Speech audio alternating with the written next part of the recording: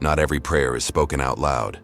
Some are just weary eyes staring at the ceiling of a hospital, with a heart whispering, "Lord, just show me you're still here." That's how Daniel, a middle-aged man, walked toward the ICU reception desk in silence. His wife, Rebecca, had collapsed at home and was now unconscious, connected to machines blinking like urgent clocks. He clutched his wedding ring tightly, as if holding it would keep life from slipping through wires and tubes. In that moment, Daniel wasn't asking for promises, just a sign. Any sign. Something that said, "You're not alone." And sometimes, when the soul is too wounded to speak, heaven answers before the sentence is even finished. That's what happened when a nurse handed him a cup of coffee, and he whispered a quiet "thank you." As he sat down, eyes fixed on the isolation wing's double doors, a patient was being wheeled past on a stretcher. The man was unconscious, maybe sedated. But it wasn't the pale face or the monitors that caught Daniel's attention. It was the bracelet on his wrist. A worn-out fabric band, almost faded. There was something stitched into it. Daniel leaned slightly forward and read, 3715. That's all. He didn't understand it at first. Was it a medical code? A room number? Just another hospital label? But for some reason, that number lingered, like an unfinished sentence, like an answer we haven't decoded yet. Daniel leaned back in the chair, eyes brimming, and murmured again, "If this is for me, help me see it. If you've ever asked for a sign, or if you're waiting for one now, write the name of someone you love in the comments. Say the name you carry with faith, even without answers. Share your story. Let's build an invisible chain of faith where each comment becomes a seed, each name a prayer, and each like a silent step of hope down this path of intercession." So why couldn't he get that number out of his head? Why did it feel like more than coincidence? Because sometimes God speaks through the details no one else would ever notice.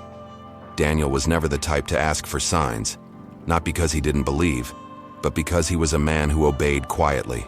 He was a truck driver, used to highways, dust, saying a prayer before each trip, and worship music playing softly on the radio. He never missed church, but never preached either. His faith was quiet, but deep. Like roots no one sees, yet strong enough to hold up ancient trees. He and Rebecca had been married for 27 years. They raised 2 kids, fought through debt, endured scares, and witnessed quiet little miracles no one ever talked about. She was his everything, the first to wake, the last to sleep. In recent months, she'd been complaining about headaches, but like most people, she'd just say, "It's just stress." Until that morning came. Daniel found her collapsed in the bathroom, eyes open, but distant. Her breathing sounded like it was unraveling. And in that moment, everything stopped. Since arriving at the hospital, he hadn't slept, hadn't eaten, hadn't cried. He just sat on the same bench outside her unit, watching the doors of the treatment wing. Doctors walked by, nurses gave polite smiles, volunteers brought blankets and coffee. But to him, everything felt like black and white. That's when he saw the bracelet, not a typical hospital band with names and dates. It was cloth, handmade, and stitched in fine, worn thread was a single number, 37.5. It didn't feel random, not to someone who had just asked for a sign. Daniel started noticing everything more carefully. Small details, the crucifix on a nurse's necklace, a verse taped to the wall behind the front desk, an elderly man whispering a prayer near the window. It was as if everything had become a symbol, as if faith had decided to scream in silence. But the bracelet wouldn't leave his mind. He couldn't forget it. It was like that number was speaking a language he hadn't yet learned. He returned to the waiting room, sat again, and tried to recall if that number meant anything somewhere else. That's when memory pulled him back to childhood, to the nights his mother, Ruth, read Psalms out loud in the cold. She used to say, "If one day you run out of words, son, read the Psalms. They say what our hearts are too afraid to confess." Daniel grabbed his phone, opened the Bible app, typed in Psalm 37:5, but the signal was weak. It was taking too long to load. He got up and walked toward the small improvised chapel library near the pastoral care area. There was a shelf with religious books and a few Bibles available to read. He picked one up. Old, yellowed pages. He turned straight to Psalms. His fingers trembled, and when he found the verse, his eyes filled with tears. Commit your way to the Lord. Trust in Him, and He will do it. Daniel read it out loud, once, twice, 3 times. Those words pierced his soul like a whisper sent straight from heaven. Commit, trust, and He will do it. That number wasn't just a number, it was an answer. The echo of a prayer spoken with the eyes instead of the mouth. A message heaven had delivered, using the wrist of an unconscious stranger. But why was that verse on the bracelet? Who was that young man? What story was hiding behind that silent sign? And what if the miracle Daniel was waiting for didn't begin at his wife's bedside, but in the mystery that had just passed before his eyes? Daniel held the Bible like someone holding on to life itself. That verse seemed to glow on the page, as if God had underlined it with His own finger. Commit your way to the Lord, trust in Him, and He will do it. It was simple but not shallow. It was short, but it carried the weight of a mountain. He stood there with the Bible open as tears quietly rolled down his face. A lady organizing the bookshelf passed by and said, "That one. That's the kind that speaks when nothing else can." Daniel simply nodded. He sat in a nearby chair and kept rereading the same verse. Again and again. It felt like each reading dug deeper into him, because the truth was, Daniel didn't want control. He just needed to know if God was still in the driver's seat. That feeling we get when we don't know if the road continues, but we have to keep driving anyway. That's exactly what it meant to commit the journey, even when the GPS of the soul goes silent. To trust, even when all you see are wires and machines, and to leave the rest in God's hands, even without knowing what the rest might mean. But something still bothered him. That bracelet, that young man, the stitched number. Daniel wasn't the kind to meddle in other people's lives, but he couldn't shake it off. It was like a book left open in the middle of the story. He needed to know who that patient was. He needed to understand how that psalm had found its way there. At the end of the hallway, he saw the red-haired nurse who had brought him coffee earlier. He approached gently and asked, "I'm sorry to bother you, but that young man from earlier, the one who was unconscious, do you happen to know his name?" She hesitated. "The one on the stretcher?" "Yes. Michael. He's being treated for leukemia. Just admitted this week. He was wearing a bracelet with a number sewn onto it." "Oh yes, that's his. Or actually, his sister's. She makes those bracelets and stitched that verse. Psalm 37, verse 5. Right, their dad's favorite." Daniel stayed quiet for a few seconds. "Their dad? He passed away 2 months ago. Cancer too. But he always told them to trust, even when things didn't make sense. She stitched that one as a promise. Michael wears it all the time. Says as long as that psalm is on his arm, he won't lose his faith." Those words landed in Daniel's heart like a soft stone. A young man fighting for his life, a sister sewing faith with thread, a father gone, but leaving a verse as legacy, and Daniel, who had come in with an empty soul, now held a gift that couldn't be found in any scan. It had come from a stranger's wrist, from faded fabric, from a living word. Daniel went back to the waiting area, but he didn't sit. He walked to the glass door that opened to the hospital's internal garden. It was night. The lights were dim. The air was warm. There, standing under a starless sky, he closed his eyes and spoke for the first time in hours. "Lord, I don't understand. I don't know what's going to happen to Rebecca. But if that number was meant for me, then I give you everything, my path, my fears, my plans." He didn't ask for healing, didn't demand a miracle. He simply surrendered. And in the middle of that silence, he felt something different. Not a sign, not an answer, but a relief. Like the weight of uncertainty had been split in half. He opened his eyes and looked up. The hospital windows reflected, the faint city glow, and he whispered, "And the rest is yours, God." What he didn't know was that the bracelet wasn't the end of the answer. It was only the beginning, because God doesn't just send signs, he also sends stories. And Michael's story was only beginning to cross paths with Daniel's. The next morning, Daniel arrived at the hospital early, earlier than the nurses themselves. He couldn't stay home, couldn't sleep. Something inside him told him he had to return, that there was more to understand, that the bracelet story wasn't finished. Rebecca was still in an induced coma, but stable. The report was unchanged. Nothing worse, nothing better, just waiting. Daniel then asked the front desk if Michael had woken up. The attendant said yes, he was under observation. Later, maybe he could receive a short visit, as long as it wasn't family. Daniel nodded and walked up to the small chapel on the second floor, sat in the back, and stayed there, just breathing. In the front pew, a woman in her early 30s was folding a piece of paper. She was petite, hair pulled into a simple bun, deep circles under her eyes. When she saw him, she gave a gentle smile and said, "You're the man who asked about Michael, aren't you?" "I am Daniel. I'm Emily, his sister. I saw when you looked at his bracelet." Daniel sat beside her, and without knowing why, he told her everything.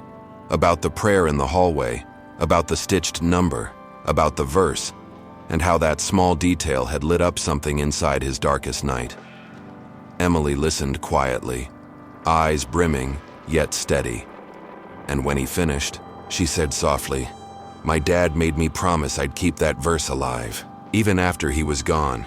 He used to say, when everything else fails, that promise still holds us up."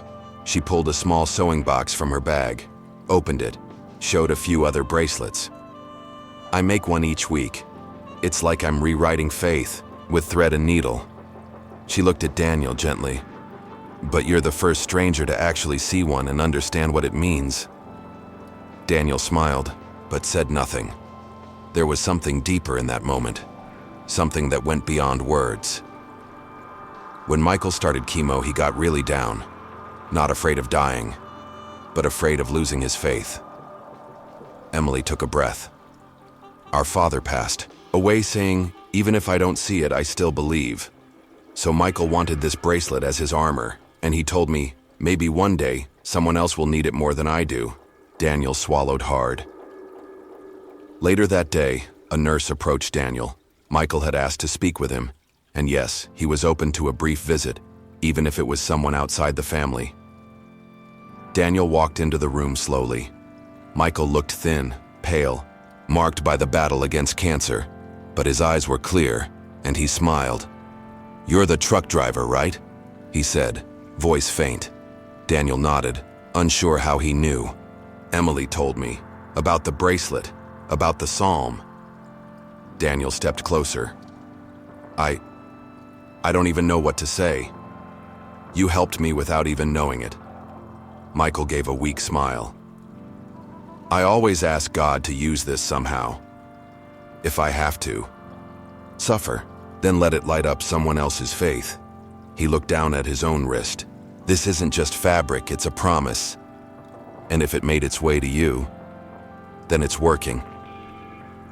Daniel couldn't respond. He simply placed his hand on the young man's arm and stood there, in silence.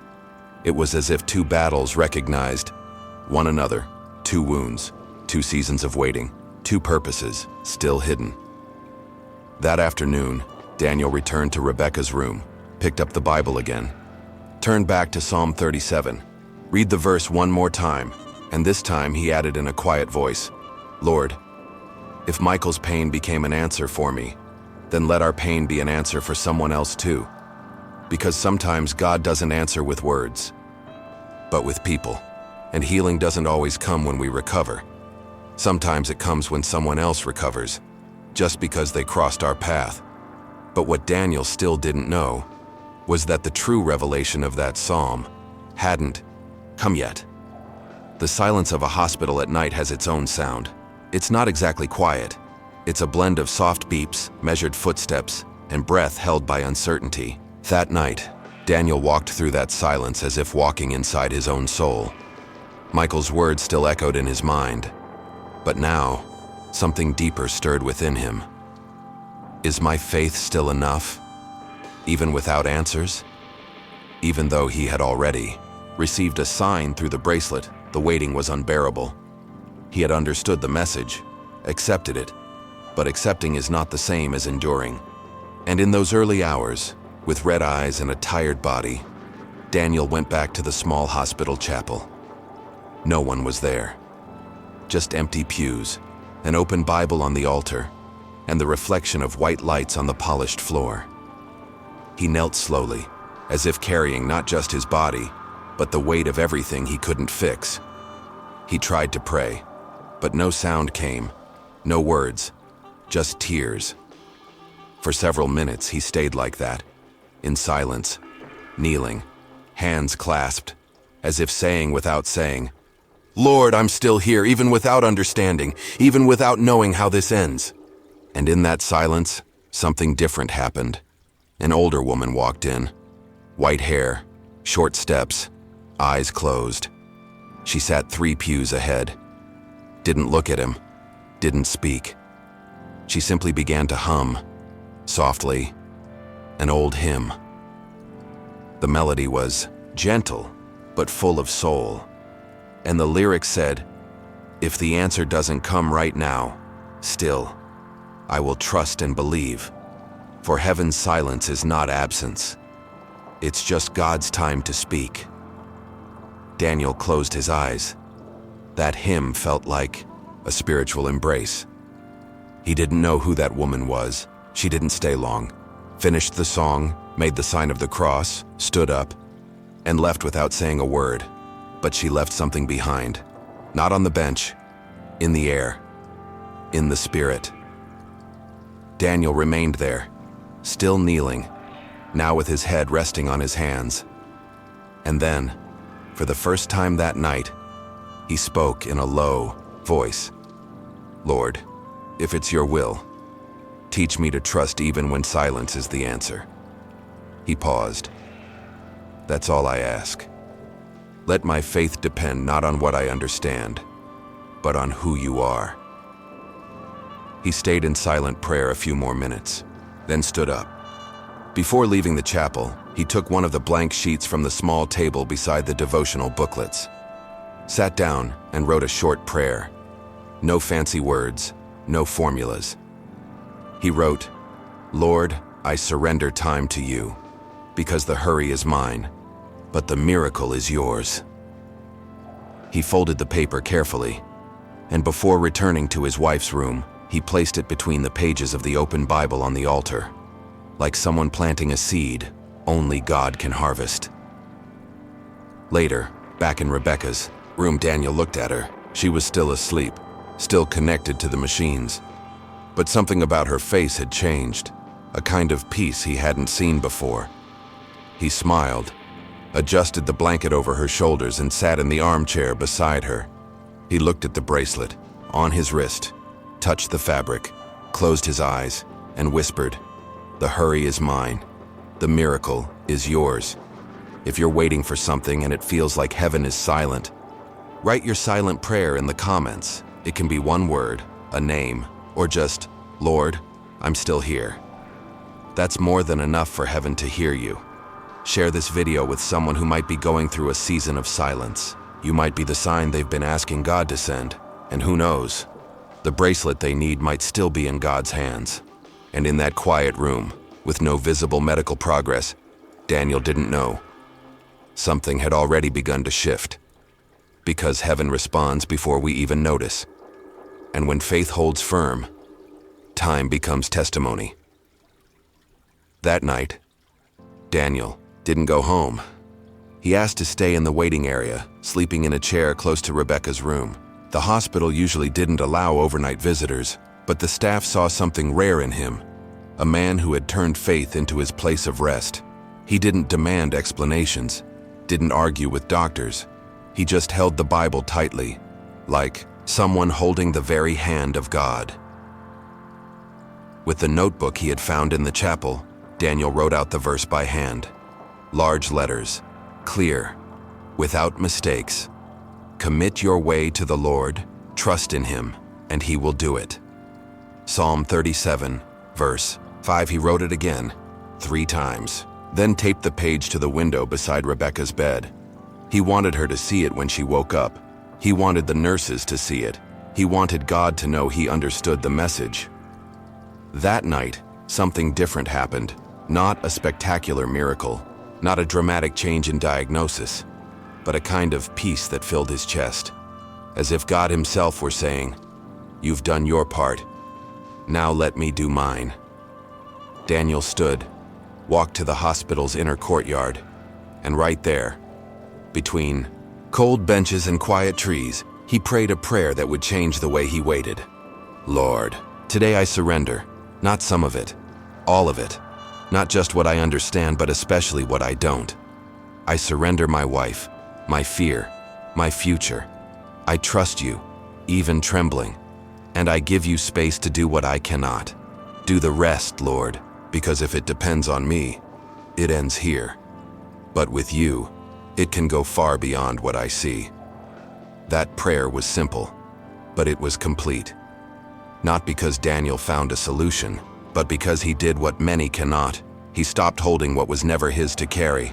And now, if this psalm has spoken to you too, pause for a moment, take a deep breath, place your hand on your chest, and whisper quietly, wherever you are, Lord, I surrender, I trust, and the rest is yours. Comment the name of the person you carry in your heart. Maybe someone who's sick, someone you love, or maybe even yourself. Say the name with faith. Share your story if you'd like. Let's turn this video into a prayer chain, where each comment is a cry for help and each like is a silent but powerful amen. Maybe this video reached you by chance. But what if this verse isn't just content? What if it's the answer you've been asking for, deep down, all along? Daniel spent the rest of the night looking at the bracelet Emily had given him. Now, it was his. Michael had another one made. The previous one, as Michael had said, had already fulfilled its mission. And there it was, wrapped around the wrist of a man who didn't know how to save his wife, but who had realized he didn't need to do it alone. But the most surprising part was still to come. Because the next day, something would change. Something Daniel never could have predicted. Because when you surrender, God begins to do what only he can do, and the impossible starts moving quietly. That morning, the hospital looked the same. Same smell of disinfectant, same sounds from monitors, same shuffle of busy feet. But to Daniel, everything felt different. He couldn't explain it, but he could feel it, as if the air was lighter, as if the waiting, though painful, had become bearable. Maybe it was faith, or maybe it was just the effect of letting go. He was sitting near the window in Rebecca's room, the bracelet on his left wrist. The same bracelet that had crossed a hallway as a silent signal. The same bracelet a sick young man had given as a gift of war. And now, here it was, on the arm of someone who had finally learned to rest in what he couldn't control. Rebecca remained motionless. But that morning, something changed. It happened in seconds, almost imperceptible. First, her fingers twitched. Then, her eyes moved under closed lids. Daniel called the nurse. Within 2 minutes, 2 doctors were in the room. He was asked to wait in the hallway during the procedures. He waited with trembling hands and a heart beating fast. But not in panic. Something was different now. It wasn't despair. It was hope, with roots. 30 minutes later, one of the doctors approached with a smile. "She's waking up, Mr. Daniel. She's still weak, but she's conscious." He didn't know whether to sit, laugh, or cry. He just lowered his face into his hands and gave thanks in silence. Hours later, when he was finally allowed to see her, he entered the room like someone stepping onto holy ground. Rebecca was pale, eyes barely open, but she was there. She looked at him, weak, but aware. You're still here." Daniel held her hand gently. fighting back tears. I never left. She glanced at the bracelet on his wrist. That is new? Daniel smiled. Yes, but there's a long story behind it. I'll tell you one day. That afternoon, Emily returned with a small box. Inside was a new bracelet, with a different psalm, a gift from Michael. He wanted you to have this one too. Said one bracelet finished its mission, and maybe this.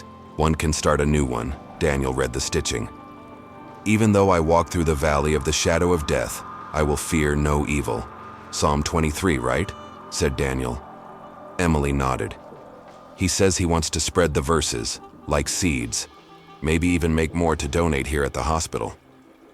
He said, if God used his pain to reach someone, then it was all worth it. Daniel took both bracelets with him. One, he chose to keep. The other, he said he would wear until someone else needed it more than he did. The next morning, before leaving the hospital to grab clothes from home, he left a note on the chapel shelf. If you find this bracelet, know that it came from a promise, passed through a miracle, and is now ready to become an answer for someone else. Psalm 37:5.